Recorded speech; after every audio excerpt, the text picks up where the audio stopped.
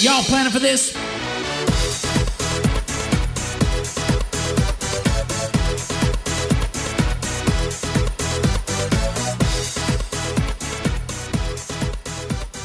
Hello, TPR Nation. This is Jamie Shalansky in an episode of Worlds to Conquer, and we are going to be talking about family offices.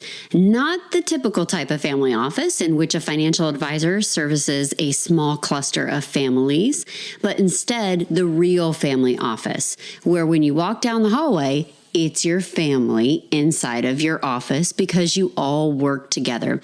And we get asked this question a lot when we meet with financial advisors at different conferences and venues, and especially we uncover and unpack this in our masterminds.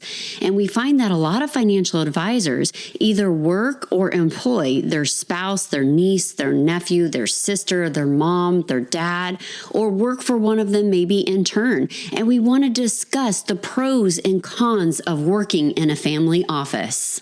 And we're also going to talk about some really nasty dialogue that we've seen trashed around, particularly around Matthew Jarvis and Micah Shalansky, saying that both of you have just inherited your daddy's firms.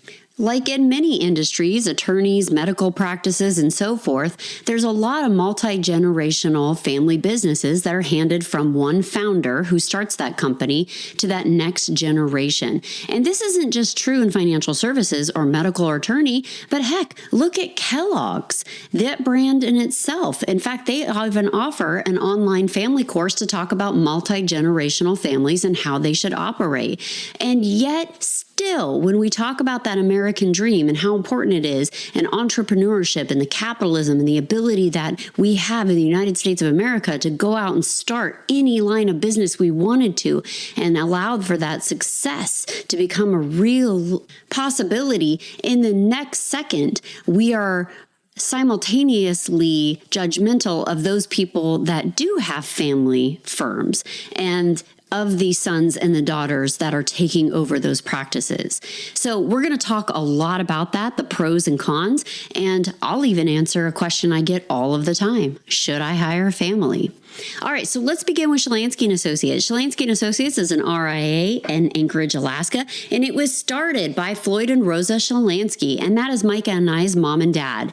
And when I was growing up, it was always presumed that we were to take over the company. And we didn't have a lot of exposure to other lines of careers or to get us thinking about other opportunities or even to work for anyone else. If we even considered talking about something like that, it was almost like a family betrayal, right? Because one of the things that's really, really important to founders oftentimes is legacy. And as my dad built out the firm and my mom was much more guarded about this. She was not about having all the family members work for the company because she had to deal with a lot of the cleanup when family members didn't work out. She was the one that had to either let them go or discipline them or talk about their pay. And she had to deal with a lot of the messiness that my dad just didn't have to contend with regularly. And so it's really important even to this day that my dad, he is always wanting to hire family members.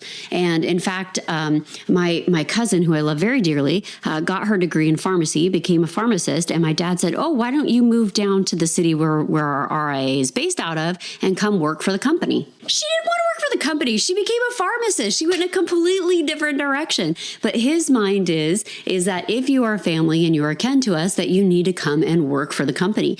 And he has employed, almost everyone, including us kids. So his brothers, his sister at one point, my sister at another point, and my cousins, anyone that expresses the remote bit of interest, he wants to come into that family firm.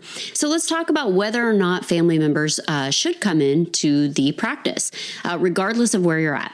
So, and I want to also speak to a lot of the people that I meet, the financial advisors. They have a husband or wife that ends up running the other side of the office. This is true of a lot of solo practitioners. A lot of solo practitioners have spouses that kind of dabble and have some hobby interests or maybe a part-time career, and they have just enough time to be idle. And so that financial advisor is like, "Oh, great. Well, you can come and help help me, right? Because us as financial advisors, we can create work all day long, right? If we can get in front of clients and prospects, that's where we want to be, and that's who we want to be talking to. But there's a whole other side of the business that has to be run, right? Somebody's got to file insurance. Somebody's got to do workman's comp. Somebody's got to do payroll. Somebody's got to do accounting. Somebody's got to do marketing. Somebody's got to do compliance, and so we have all of these miscellaneous tasks. And when we see an able and willing body, we're like, oh, great. You come in, you come help me. This would be great. It'd be good vocation for you. And it's just enough, to keep us busy. But is that the right answer? Should you do it? And that becomes a complicated question. I'm of the camp that you shouldn't hire anyone you can't fire. And that is something that my mom taught me early on when it came to running teams and the management of an organization is if you won't be able to turn around and fire them, then you sure as heck should not hire them. And that became really important lesson for me because as I began to become more and more successful, I have a lot of people, friends that would reach out and say, hey, listen, do you want me to come work for you for a little bit? And it gave me the confidence to look at them and say, gosh, I love you too much. No way. I can't have you work for me because I would never have to want to fire you. And of course, you get that pushback that says, oh, when it come to that, everything would be fine. It would be okay. No, it's not. Not everything is fine. Not everything's okay. It does not normally work out that way. It becomes a lot stickier. So be careful before you ask somebody to come and work for you. Make sure you're comfortable with all of the repercussions if one day you also have to fire that person. Oftentimes in our mastermind workshops that we host at the Perfect RIA, we'll get a small group of financial advisors together and we start going through different pain points. And a lot of times what's really fascinating about these masterminds is that a financial advisor will come to this venue with what they perceive as their problem. And as they begin to unpack this pain point amongst their peers, they really get to discover that, gosh, my pain point isn't what I think it is. It's what my peers are now identifying as the reason I'm not able to move forward, right? The reason I'm not able to achieve this amount of growth is not because of what I think it is, but instead it's this other thing that I really didn't want to pay attention to. I'll give you an example of one of our last masterminds we had last year, where we had two financial advisors that were running a practice together. And one was a CPA, one was a CFP, and they were really trying to, grow, but they found that their client satisfaction was decreasing over time and they weren't getting as many prospects built into their calendar. And as we started analyzing, going back into the process, like, okay, tell me about step one. How does a client contact you? How does a prospect contact you? Step two, how do they get on your schedule? Step three, how does this happen? How does this happen? How does this happen? And we started unpacking that process amongst the peers because we all have different business models, but we all know what's supposed to get done, right? And that's the financial advisor supposed to meet in front of the prospect, have a completely, built out prospect plan, some kind of discovery analysis so that we can go into that meeting and deliver as much value as possible and potentially get hired. And so as we started dissecting that process, where they thought their growth pain point was what they weren't delivering enough value, but instead what we discovered was they had the wrong relationship manager in the position. They had one person that was a catch-all for operations and relationship management. And when we use the word relationship management, these are people. So their chief tasks and responsibilities are running the calendar and communicating with the client. Now, these are not individuals providing financial advice at my practice. To deliver financial advice, you have to be a financial advisor. But the relationship managers, they're the ones that do most of the hand-holding. So clients can't get a hold of their CPA. They need to upload documents to our office. They want to do a change of address. Anything that does not involve financial planning advice or the movement of money, my relationship management team is in charge of. And so when we started looking at this financial advisor's practice, what we discovered was they had one person, and as we, kind of scratched the surface, then it came out that it wasn't just any person that was in this role. It was the financial advisor's sister. And he had kept her in this role and kept trying to give her different responsibilities because he couldn't figure out what fit best for her. And and he felt obligated by his mom to keep her employed in this role, but it was becoming really detrimental. In fact, the sister was coming in late to work often, leaving early, felt very comfortable providing sass, talking back to her brother in the workplace, even if it was in front of clients and prospects. And it was never disrespectfully, except for the tone, right? So it was what would have been rephrased as acceptable pushback, but just presented in a manner it shouldn't have been, especially in front of a client and especially in front of a prospect. And so as we discovered this, we said, you got to fire her. You got to get her gone. And he's like, I absolutely cannot do that. Like, I cannot do that and look my mom in the eye at Christmas dinner, And I said, okay. And as we created this extreme accountability, we created different scenarios. We said, all right, she's the wrong person for this job. And if she's responding this way at work, guess what? She's not happy either. She's not being fulfilled. She's not living up to her passion. She is only doing this probably out of the same familial obligation. So what can we do? And we went through her salary and said, hey, give her 3 months severance. Give her 3 months severance so that you can sleep at night and liberate her so she can go do something that she's actually really passionate about and probably would sincerely enjoy.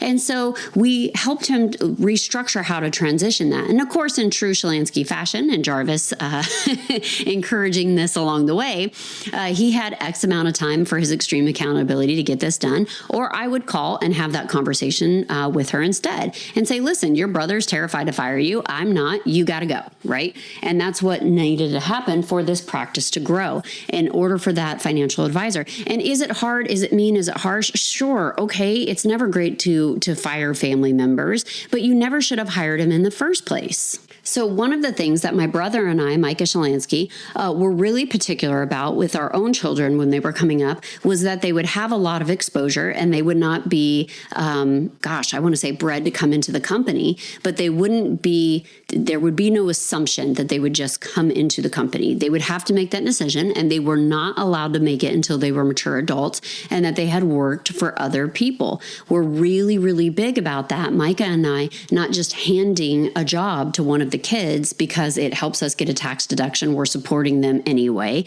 And it doesn't teach them any type of responsibility. And it's not healthy for the rest of your community in your practice as you try to grow. How are your other team members supposed to treat it like a real job, a real career, when you're not treating every position like a real job or a real career? You have a responsibility as a steward of the company, as a financial advisor, to make sure that you're setting really good expectations about what you expect from your employees. And if you lower those standards to meet some type of family obligation, you're going to hinder your growth and you're going to have a lot of pushback from the rest of the team that clearly sees the nepotism that is happening. Normally, this is the part of the conversation, if I'm having it in person, that somebody gives me a little pushback and says, really easy for you to say, Jamie Shalansky, but didn't you go to work for your dad? Didn't you inherit a firm? And aren't you and your brother both people that got that through nepotism? So now let's unpack that dirty word that you cannot relate to unless you are the son or daughter of a family firm in which your parents own the practice, is that when it is your name on the door, you have to work twice as hard to prove that you deserve to be there. And that's really difficult. In fact, later we're going to have conversations where I talk to my dad one-on-one about this. And it was probably 15 years ago or something. And he said, I'm so proud to have a family firm. I don't know why you don't tell people you work for your dad. And I say, because the second I say I work for my dad, I no longer have a real job. And my dad said, oh, that's bogus. You're just making up in your head. You're being sensitive, etc. But even to this day, as an adult, if I tell people, Shalansky Associates was started by my mom and dad. My brother and I are now running it as co-CEOs, and we absolutely love what we do. It's a great family firm, how we got started, and it's instant dismissal. When I was talking to some of the kids in our family, and I said, listen, if you want to start doing little odd jobs for us, here's the deal. Because you are a member of this family, no one is going to take you serious, and you're going to have to work twice as hard to prove that you deserve and have earned a seat at the table. You must outwork every single employee every single day to prove that you belong there. And it is 100% true. Nobody outworks me. No one outworks me. I work harder, more efficient, and more intentional than any other person that I employ. And not because they aren't hardworking. They are super, super hardworking. And it probably goes to a little of my own head trash that I always feel I must earn my seat at the table, that I have to outwork everyone else, I have to work twice as hard. I must earn my seat at that table and prove that I have the right to be there and nothing was handed to me.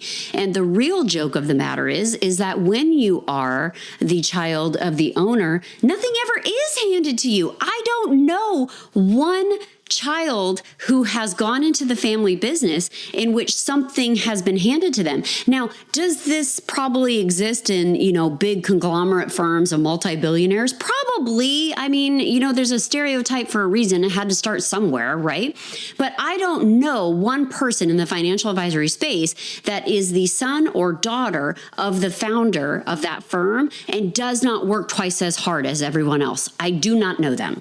And yet there's this misconception in the financial advisory space. In fact, I just attended a conference and one of the chat questions read to the effect of, and I can't quote it specifically, but the generalization of it was, why do inherited practices where sons take over from fathers end up being more successful than other practices? Now, this is just somebody's opinion that they threw inside of the chat, but it started getting upvoted and several likes to it. And so, you generally had a consensus of people that were just breaking into this industry for the first time, feeling like on the other side of the aisle was this group of people that inherited these practices, and therefore life and the practice must be so much easier for them. Breaking into financial advisory business is hard. Inheriting a financial advisory business is hard. You just have to choose your hard. And I don't know if one has a leg up over the others. I can speak for myself. Do I think that I have a leg up over people that are just cracking into this industry? 100%. But it doesn't come because I was, raised with financial planning advice as a mindset from the beginning. Instead, it comes from the fact that I was raised by an entrepreneur. I was raised with somebody that seriously told me every single day the only limitations are the ones that I set between my two ears. And that was it. We were expected to achieve greatness, not because my parents were hyper, perfectionists, but instead because they believed in a world and a God in which anything was possible. And they raised us believing that there was more good in this world than there is evil or bad. And that if you can find people that share your values, you can achieve anything. And that every problem has a solution as long as you have somebody willing to work through the problems with you. And we weren't allowed to give up. We weren't allowed to quit. We had to come up with solutions. One of the things that my dad was really big on is if we came to him and said we had a problem, he said, great, what are your solutions? And this is something that we do with our team now too, right? Is I push back and I say, if they come to me and say, hey, I've got a problem. And I said, great, tell me how you thought it through. What solutions would you do? And I don't go to jumping in and answering their problems for them because I want them to start thinking through those things, right? I want them to feel like they are problem solvers also. And one of the things that my mom did when we were very little is if we would draw something and it was completely ambiguous and she didn't know what it was, her comment to us kids was always, tell me about it. She didn't go, oh my gosh, that's the most beautiful thing that I've ever seen in the entire world. You're just this amazing artist. You're going to grow up to just be, you're going to grow up to be the next Michelangelo. You're just so great. Instead, what she said to us was, tell me about it. And then we'd tell her what we thought the design was. And she'd say, do you think this is a good drawing? And we would say yes or no. And instead, she was conditioning us to get our own feedback, to get our own appraise, not to go out and produce something into the world and expect the world to give us participation trophies or false accolades. We had to ask ourselves, is this good? And then as we matured and grew into more adult stages, it was, is this your best? Is this the best that you could do? And I love to use this with my team today that, sometimes we all come from different parenting working backgrounds. They didn't have the opportunity to have the two greatest parents in the entire world like Micah and I have. And so I will say to them when they present something and say, okay, great, here's this report, this is all the data that you need, etc. And I will ask them, is this your best? An individual's parents being in the business gives the person a leg up in the industry if that parent has conditioned the child with an entrepreneurial mindset and a problem-solving mentality. It has nothing to do with inheriting a book of business, because that is the more complicated transaction in this relationship. It is not easy to inherit a book of business, even though it seems on the surface like it would be.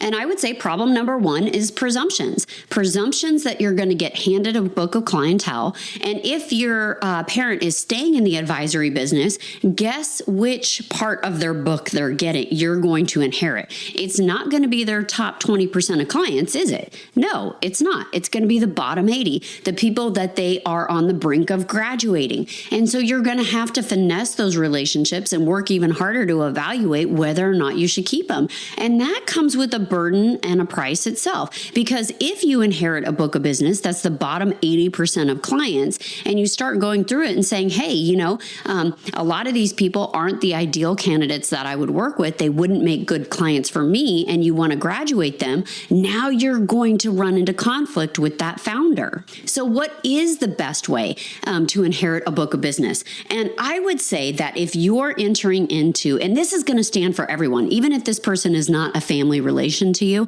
anytime that you have an opportunity in which you are going to come in as a quote unquote junior, or you're going to acquire a book of business and the financial advisor, whoever that lead or senior was, is still involved, you got to create a business plan with that senior advisor. You have to sit down and give this a transition timeline and deadlines. And the transition timeline and deadlines can't be when that founder or senior is dead. That doesn't work, right? And good, bad, or indifferent, I find that most financial advisors do not hire other financial advisors for themselves. They don't do their own financial planning. And this goes back to the cobbler's kid always going barefoot. If you are a financial advisor who does not have a financial plan because you're objectively working with another advisor, go and hire someone. You're too close to it. Do you know all of the advice, and are you going to pay somebody else to do what you know already you should be doing? Yes. And it will be money well spent, because it's the same thing that we would tell every single client to go and do. And it's the same reason that doctors make lousy patients. Go hire another doctor, right? You and your spouse need somebody on the outside looking in and giving you advice and helping you plan and creating milestones for you to go achieve. Most financial advisors that are age 55 or older do not have a financial plan. They have limited retirement savings, and they have no transition out of financial planning, and therefore they stay in this industry because, yes, they'd like to work less, but it's kind of easy, right? Quote unquote, because they already have these 20, 30, 40-year relationships with clients. And we make a really good living in financial services. It can be hard for them to give that up, especially when they have no retirement savings and no plan thereafter of what they want to go and do. So if you are buying, acquiring, inheriting, moving into any type of line of work in which you are the junior or you're working with a senior, or if you're listening to this and you're the senior who wants to bring in somebody else to start working on your book of business, you two have to sit down and create a 3, 5, or 10-year journey in which you have milestones, achievements. The compensation is sliding one direction or the other. That person coming in and who's going to start taking over your clients may have got something handed to them because the client has already had a yes confirmation that they want to do business. And you're going through decades of credibility that senior or founder has established. But that junior has a hard task because now they have to maintain that level of relationship. And they have to do it while increasing fees, while improving business, while going through different multiple market downturns. And there's no way that junior is going going to know everything that you as the senior know about the client, because most financial advisors don't write it down, don't keep it in a CRM, don't build out a technical financial plan. It is all in their head from decades of knowing a client and their family. As a leader in your organization, you have to create conditions of excellence. Whether you're the financial advisor, you're the CEO, you're the president, you're the office manager, you're a lead of a particular department, you have to be responsible for creating conditions of excellence. And not everyone was raised by extraordinary entrepreneurs like Micah and I were. We come from a myriad of different backgrounds. Not everyone on my team has the same upbringing, and therefore they weren't conditioned to be constantly thinking about, is this your best? How do you problem solve? What are your solutions? How do we take this opportunity and make it an even greater opportunity for everyone around us? How do we create massive impact and deliver value to everyone that we work with?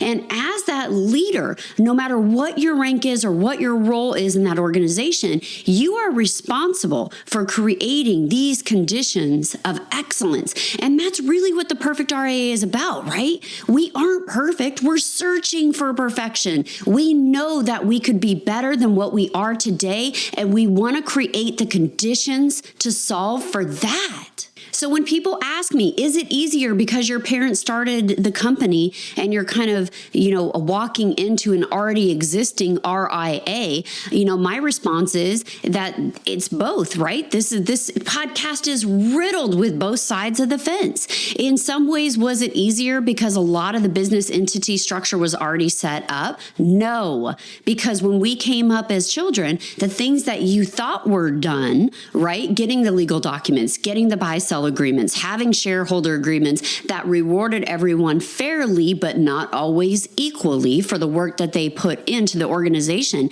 having a succession agreement in place, talking to that founder, in this case, my dad, and saying, great, what's your transition timeline? How do I come up and, create my own book of business that doesn't distract from our company's long-term goals? And what kind of clients do I want to work with? Because they may not be the same kind of clients that you want to work with.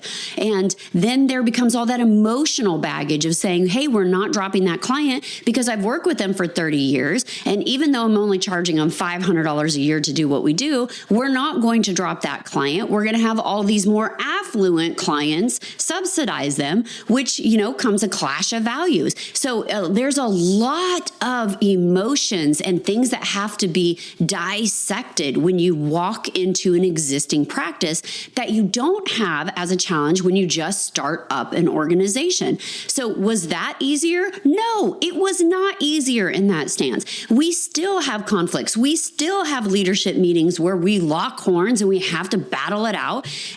Maybe bring in a third-party coach, maybe discover a new idea, maybe redefine areas of responsibility and hope everyone stays in their lanes, right? So a lot of that is a lot more complicated when you come into an existing practice than it is, especially if you're trying to propel that existing practice forward, than if you just went out and started on your own. Now, is it easier because Micah and I were conditioned by our parents to have an entrepreneurial spirit and a business-minded mentality? Yes, 100%. Because we walk through every single door as a consumer thinking of the owner. We walk through every single entity. In fact, we were just looking at a feasibility study this morning. And, Micah and I were going through it and hashing through things. And I said, hey, what organization have you been through as a consumer that made money? And I can ask him that because I know from the second our feet cross that threshold, we've got 1,000 different calculations going on in our minds. And we are thinking, does this entity make money? Here's a great example of how that works in our heads, right? We had a mastermind group and got done, and we all kind of wanted to blow off steam on a Friday night. And so we went down to an axe throwing place that was located in a strip mall. And we walk in, we are the largest group. There's 6 of us, and there's 2 other people that are out there practicing. It's Friday evening. It's about 7:00 at night. And we're sitting there, we're having a really good time. And one of the people say, you know what? I love axe throwing. This is just an absolute moneymaker. I can't believe I don't have one in my town. Maybe I should open one. And we start looking and I start saying, okay, hold on a second. Let's go through this real quick. It's Friday night. It's 7 o'clock. There's 8 people here. We all pay $20 for an hour to do axe throwing.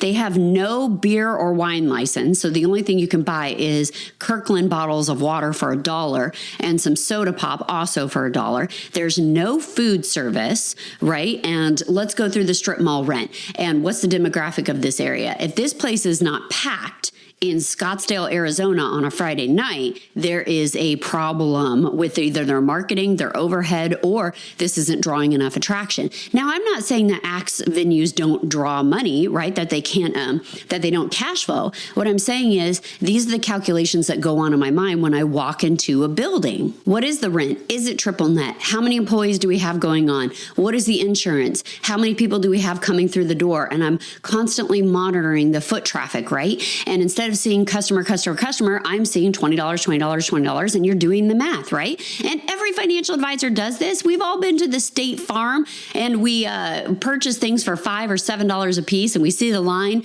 of 10 people, and we're like, well, there's $70, oh, but this many people admission, this is, a $100,000 day for the park, etc. We're all running through these conditional factors to see, does this make money? That is how we are hardwired. So this month we are going to be diving into family businesses, and we're going to be talking a lot about what it's like as the founder trying to relinquish control and adapt to changes that the up-and-comers want to make. We're going to be talking about what it's like from our perspective of taking over the organization, the pros, the cons, the battles that we've had. How do we come to common ground and work through problems? And what problems do we just throw up our hands and say, you know what, we are not going to tackle that. Not today, not tomorrow, not ever. It'll be a problem. We keep kicking the can down. And then also, lastly, I'm going to bring in my son. And so we'll give you a third generational perspective of what it's like growing up in an atmosphere that is 360 degrees, all about business. And I want all three of those perspectives to see, what are the challenges we face? What are the troubles that we came across? How can you avoid those? So if you are a founder and you're looking to transition your practice, can you, relate to some of the founder stories Floyd Shalansky is going to tell? Do you see a lot of the challenges that the up-and-comers have? Do you relate to those and say, hey, I've got to go back and readdress things with my team because you're right, I didn't have an end date. I don't have a transition plan. I don't have a succession plan. I don't even know if I have a buy-sell agreement for my practice on the RIA. I really need to look at all of that. If you are a financial advisor, do not be a cobbler. Do not go barefoot through financial planning. Don't spend your entire life planning for other people and helping them achieve their goals, and you have your house a complete and utter mess. And this is something not one and done. This is something just like with our clients. We're reviewing every couple of years. As we go into December, we will dust off and pull out our operating agreements, our shareholder agreements, our buy-sell agreements. We'll look at our powers of attorney. What do we have in place? We will reassess it as a leadership team. We'll make adjustments where we need to. We will come together and we will battle it out as if we were our own clients. Because if our advice is good enough for the people that we serve, then it is good enough for our families. And we should be taking time to address all of this with one another and get through the hard stuff. Put it on the table. Really dissect it. And don't be threatened because one person is in the starting stages of their career and the other person is terrified to let go because they have built a legacy. Our family priest told my brother one time, there are 3 stages of a man's life, right? And the first stage is all about relationship. His relationship with his mom, his relationship with his dad, his relationship trying to find a wife and someone to be with, to be the mother of his children. That is the first stage of a man's life. And in that second stage of a man's life, it's all about money. It's how do I provide? How do I create? How do I build something that protects and lasts for my family? And that stage can go on for several years as we climb that that ladder. And then the third stage is about legacy. What am I leaving behind? Have I done a good enough job? Will I be remembered? And if you can identify what stage that you are in and what stage the people that surround you are in, then you can find common ground and you can work through things and you can honor the stage that they are in while not having to be in it yourself. So that is action item number 1. Pull out the documents. Sit down as a team, especially if you have multiple financial advisors. You should be looking at the entity agreements, right? Because you have the business side of things, and then you have the operational side of things. See how you're structured. S Corp, partnership. What does this look like? Do you have shareholder agreements? Do you have partnership agreements? Do you have succession plans? Do you have a buy-sell agreement? Do you have key man insurance on your financial advisors that are partners in your practice? How is that going to work? How's that going to look as an entity? And then once you have that entity set up, then you need to look at your actual books of business. If you are a senior and a junior working together, call it whatever you want to call it. But do you have a transition timeline? A transition timeline in which that person that is acting in that quote unquote junior capacity has the opportunity to move up and have their book of business increase or their monetary compensation increase over time. Sit down, get this hashed out. There are agreements all over. If you are a member of Invictus or Backstage Pass, which is your membership levels with the Perfect RIA, you know that you can jump in the forum and connect with somebody that's already done this. What I love about seeing happen in the forum is you'll have a lot of advisors say, hey, listen, I'm a junior. I'm looking at buying a book of business or entering into a practice with a senior that's going to be transitioning. Anyone been in my position? Can we connect? Can we have a meeting? Can you show me what agreements you had? Can you give me your pros and cons? Jump in that forum. It is a brain trust of information for advisors that are in similar positions. But now our member forum is a little bit different than other member forums. You cannot pay $25 a year and go in there and pretend to offer advice on things that you don't know anything about.